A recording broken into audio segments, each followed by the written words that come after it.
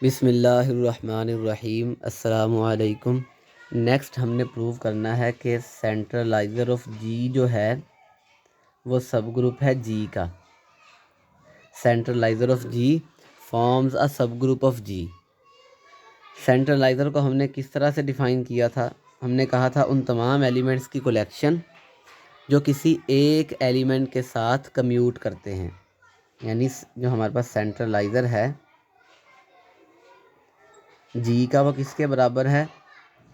वो तमाम x such that x ji is equal to ji x.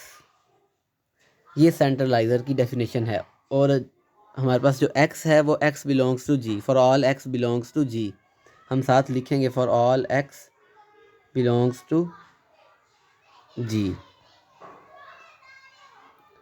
For all x belongs to capital G. ये सेंट्रलाइज़र की definition है। अब एक्स जी को मैं क्या इस तरह से लिख सकता हूँ? जी एक्स मैं यहाँ इस तरफ इन्वर्स अप्लाई करूँ तो यहाँ पर भी इन्वर्स अप्लाई होगा, और यहाँ अगर इन्वर्स अप्लाई करूँ एक्स इन्वर्स तो यहाँ पर भी एक्स इन्वर्स अप्लाई होगा। यानी मैं इसे एक्स जी एक्स को जी एक्स इन्वर्स बराबर एक्स इन्वर्स जी ऐसे भी लिख सकता हूँ।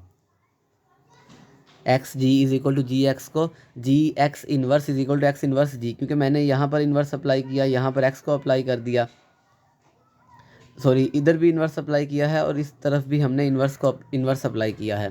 तो ये आइडेंटिटी, ये भी आइडेंटिटी, और यहाँ एक्स इन्वर्स आ जाएगा और यहाँ पर भी एक्स इन्वर्स, जो कि ये एलिमेंट है।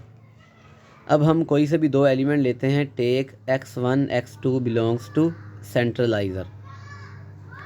x1 x2 belongs to centraliser. अगर ये सेंट्रलाइज़र के एलिमेंट हैं तो इनकी ख़ास बात क्या है?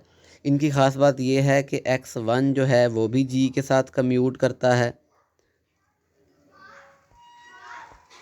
x2 भी जी के साथ कम्यूट करता है। हमने प्रूव करना है कि अगर x1, हमने ये पढ़ा था कि अगर हमारे पास कोई भी सबसेट h है, जी का सबसेट है, हम कोई एलिमेंट लेते हैं a कॉमा बी जी में से, हम ये बता दें, सॉरी एच में से, और हम ये बता दें कि ए बी इनवर्स ये भी अगेन एच का एलिमेंट है, तो हम कहते थे एच जी का सब ग्रुप है। हमने यहाँ पर x1 और x2 दो एलिमेंट्स लिए हैं सेंट्रलाइज़र में से। अगर हम ये बता दें कि x1 इंटू x2 इनवर्स ये भी सेंट्रलाइज़र के एलिमेंट हैं, तो फिर हम कहेंगे कि सेंट्रलाइज़र जो है वो सब ग्रुप है। अगर ये एलिमेंट भी सेंट्रलाइज़र में हो तो हम कहेंगे सेंट्रलाइज़र क्या है? सब ग्रुप है जी का। अब ये दो एलिमेंट सेंट्रलाइज़र में कब होंगे? हमने कहा है सेंट्रलाइज़र में हर वो एलिमेंट है जो जी के साथ कम्यूट करता है। अगर ये एलिमेंट सेंट्रलाइज़र में है तो ज़रूरी है कि ये भी जी के साथ कम्यूट करे। अगर हम ये बता दें कि ये एलिमेंट जी के साथ कम्यूट करता है तो हम ये प्रूव कर देंगे कि ये एलिमेंट सेंट्रलाइज़र का ही एलिमेंट है। हम कंसीडर करते हैं x1 x2 इनवर्स इंटू जी। इसे मैं लिख सकता हूँ x1 इंटू x2 इनवर्स जी। अभी हमने एक बात की थी कि एक्स जी जो है वो बराबर था जी एक्स के, और उसे लिख सकते हैं जी एक्स इनवर्स बराबर एक्स इनवर्स जी। तो इसका मतलब है कि इस एलिमेंट को मैं अगर इससे कंपेयर करूं तो ये किसके बराबर होगा? जी एक्स टू इनवर्स के। यानी इसकी जगह मैं क्या लिख सकता हूं? इसकी जगह पर जी एक्स टू इनवर्स, तो रिप्लेस कर दें इसे। ये क्या आएगा? x1 जी और x2 इनवर्स। और इस एलिमेंट को मैं लिख सकता हूँ, ये जो एलिमेंट है x1 जी बराबर था जी x1 के, क्योंकि ये एलिमेंट कम्यूट करते हैं जी के साथ, तो ये आ जाएगा जी x1 x2 इनवर्स। और इसे मैं लिख सकता हूँ जी इंटू x1 x2 इनवर्स। तो अब यहाँ देखें a इंटू बी बराबर है b इंटू ए, x1 x2 इन्वर्स इंटू जी बराबर है g into x1 x2 inverse. मतलब कि ये एलिमेंट g के साथ कम्यूट करता है। अगर ये एलिमेंट g के साथ कम्यूट करता है तो ये कहाँ होगा, ये g के सेंट्रलाइज़र में होगा। तो हम ये कह सकते हैं कि x1 x2 अगर ये सेंट्रलाइज़र में थे तो फिर x1 x2 इन्वर्स भी सेंट्रलाइज़र का ही एलिमेंट है। सो सेंट्रलाइज़र जो है ये सब ग्रुप है जी का, सब ग्रुप है जी का।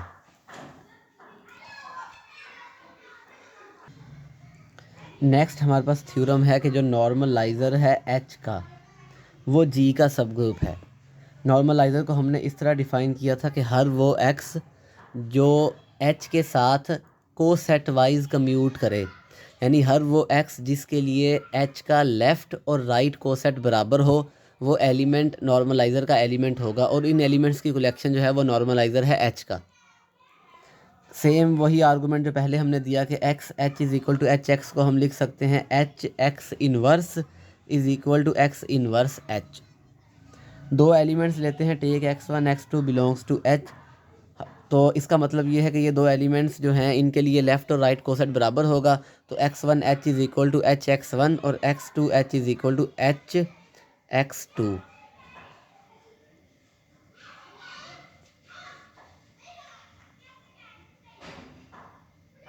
H x2 h is equal to h x2। हमने प्रूव वही करना है कि x1 और x2 ये भी x1 और x2 इन्वर्स ये अगेन एक h का ही एलिमेंट, नॉर्मलाइज़र का एलिमेंट है। ये अगेन क्या है, नॉर्मलाइज़र का एलिमेंट। हमने प्रूव क्या करना है कि x1 और x2 इन्वर्स ये अगेन नॉर्मलाइज़र का एलिमेंट है। अगर हम ये प्रूव कर देंगे तो हम कहेंगे ये सब ग्रुप है।